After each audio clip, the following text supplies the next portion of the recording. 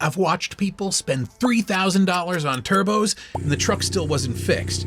Not because the shop was dishonest, because the symptom pointed one way and everybody, including some good mechanics, followed it there without checking anything else first. Smoke, not always the turbo. Misfire, not always ignition. Oil consumption, not always worn rings. A rattle from up front, not always phasers. I'm RJ. 20 years working on Fords. Today, I'm showing you 6 mistakes that get EcoBoost owners to replace the wrong part before anyone's actually figured out what's wrong. Some of these apply to the 2.7, some to the 3.5, most apply to both. I'll tell you which is which as we go so you know exactly what applies to your truck and what doesn't. Let's start with the mistake I probably see more than any other. Number 1, don't buy a turbo until you've ruled out the cheap stuff. Guys come into my shop already convinced before I even open the hood. They saw smoke, or they heard a noise, or the truck felt weak. And somewhere between their driveway and my bay, they decided it's the turbo. I get it. It's the scariest, most expensive sounding part under that hood, so it's the first thing anybody blames. On the 2.7, white or blue smoke at startup after the truck sat overnight gets people reaching for their wallet fast. They see smoke, they assume the turbo's dying, and a full turbo replacement is real money. Well into 4 figures per side once you're paying labor. On certain 2.7 trucks, Ford's own fix for that exact smoke isn't a new turbo at all. It's a revised oil supply tube feeding the left turbo. Oil was finding its way into the turbine housing through that tube, not through a worn turbo itself. Same smoke, completely different repair, and a much smaller bill. Then there's the rattle. On some newer 2.7 trucks, a wastegate rattle that sounds like the end of the world. The kind of noise that makes an owner start pricing turbos before they even pulled into my lot. Turns out to be a missing spring between the actuator arm and the turbine housing. A spring, not a turbo. The labor to fix it barely breaks an hour. And if the truck just feels sluggish, slow to build boost, down on power, before you let anyone tell you the turbo's toast, check the whole pressurized side first. Boots, clamps, the charge pipes running from the compressor to the throttle body. Ford lists a leak in that tract as a real, documented cause of underboost codes. I've seen the effects of a loose clamp get blamed on a dying turbo more times than I can count. And the fix was tightening a $2 clamp, not replacing a $1,000 part. None of this means turbos never fail. They do. Real shaft play, actual physical damage inside the housing. That's a different conversation. And when it's real, it's real. I'll grab the compressor wheel myself and check for play before I ever tell an owner their turbo's actually done. But I check the cheap stuff first every single time because 9 times out of 10 on these 3 symptoms, that's where the answer usually is. Smoke tells you something happened. It doesn't tell you what happened. That's the whole reason I never sell a turbo based on one symptom alone. Result? You find out what's actually wrong before you pay for what you assumed was wrong. Number 2, high oil level isn't always good news. Everybody checks the dipstick because they're afraid the level went down. On an EcoBoost, I pay just as much attention when it starts going up. Both the 2.7 and the 3.5 use direct injection, which means fuel gets sprayed straight into the cylinder instead of into the intake port ahead of it. On a fully warmed up engine, that fuel burns clean. On a short trip, especially in cold weather, the engine doesn't always get hot enough for long enough to burn off the small amount of fuel that ends up working its way past the rings and into the oil. Ford says as much themselves. Short trips, extended idling, low-speed driving for long stretches, all of it can dilute the oil and actually raise the level on the stick, not lower it. An owner sees the level creeping up and thinks that's a good sign.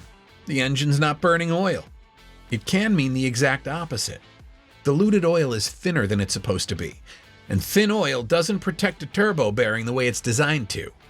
Pull the dipstick after a cold start and give it a smell. Fuel-diluted oil smells like gasoline, not like oil. If your truck lives a life of short errands and cold mornings, quick trips to the store, the school run, that kind of driving, that's worth checking more than once in a while, especially heading into winter. I've had guys swear their truck never uses oil, proud of it even. And the reason was fuel sitting in the pan instead of oil doing its job. I've pulled dipsticks where the level looked perfect, right where it should be, right up until you actually smelled it. Result? You catch thinning diluted oil before it's had months to sit there instead of doing its job. Real quick, if this kind of mechanic first advice is helping you avoid replacing parts you don't actually need, that's exactly what the Ford Longevity Checklist is built around. It's free at FordScope.com. Number 3, stop treating your EcoBoost like it's a coyote. Guys quote me the 100,000-mile plug interval all the time, like it's the same number no matter what's under the hood. That number's real, for normal driving. Then I ask what they're towing, and the conversation changes fast. Ford's own severe duty schedule for these trucks brings that interval way down, closer to 60,000 if you're regularly hauling weight, running the truck hard, or putting on the kind of miles that never let it just cruise. Here's why it matters more on a turbo engine than it does on a V8 breathing normal air. Under boost, the cylinder is under real pressure, and that pressure fights the spark. A gap that's worn a little wide doesn't misfire on a naturally aspirated engine nearly as easily, because there's nothing pushing back against that spark trying to jump the gap. Under boost, a wide gap can get physically blown out before it ever lights the fuel properly.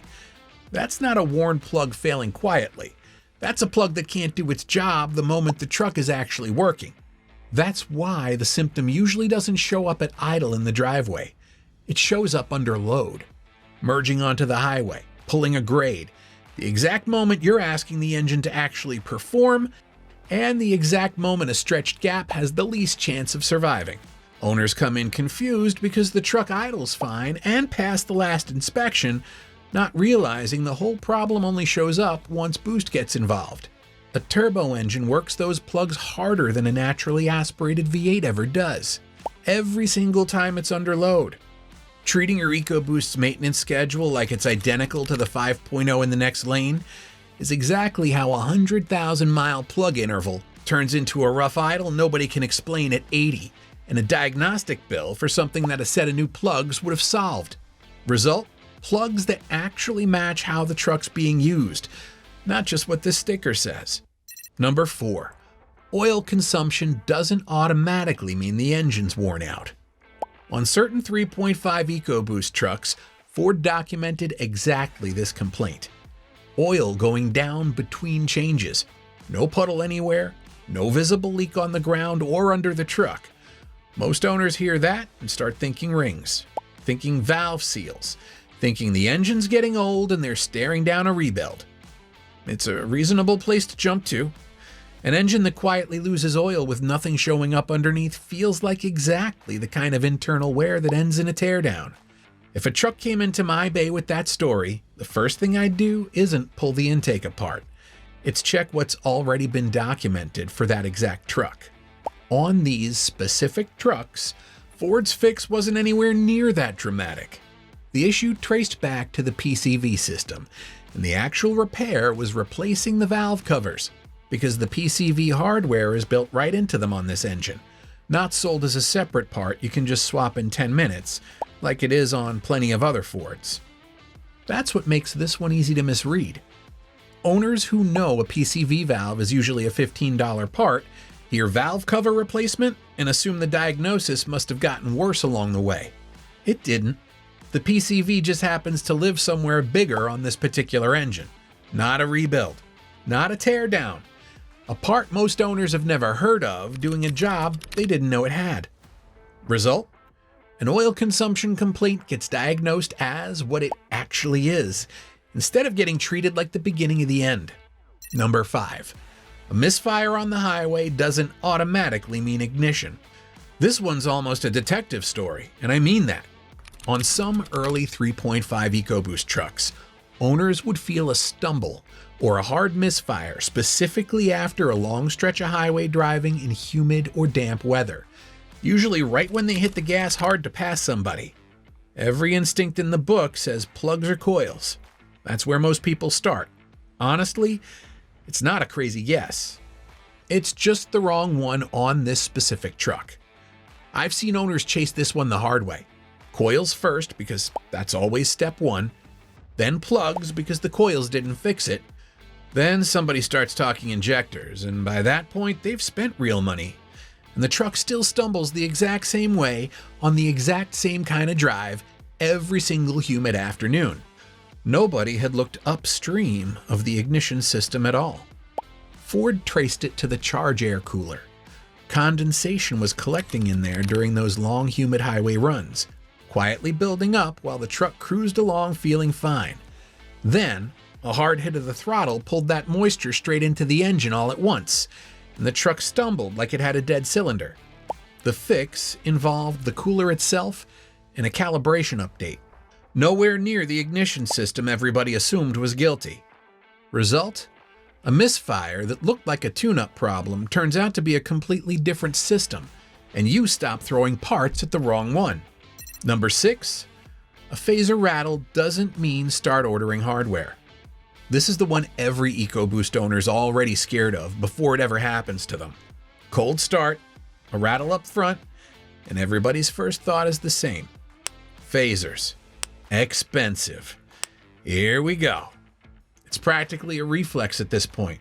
Guys hear it once and start bracing for the worst before they've even scanned the truck. Here's why software gets tried first.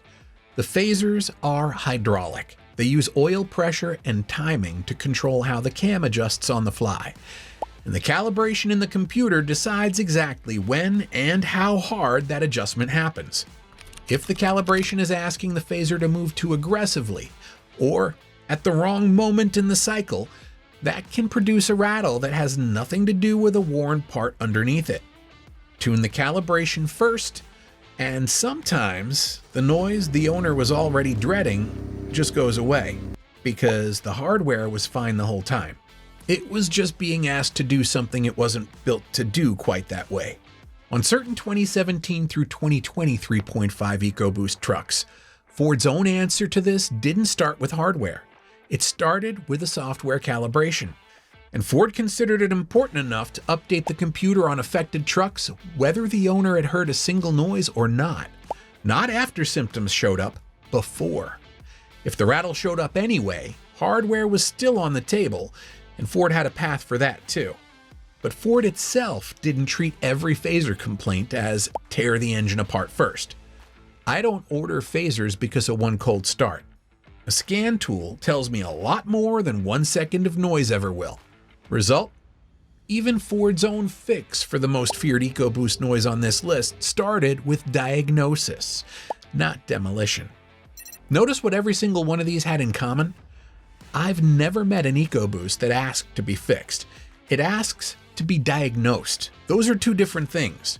Most expensive repairs start the day somebody replaces the part the symptom points to, instead of the part that's actually causing it. Slow down, diagnose first, buy parts second. Good mechanics replace parts. Great mechanics find out why first. If this video helped you keep a little more money in your pocket and you'd like to support the channel, hit the join button below. I'll see you in the next one.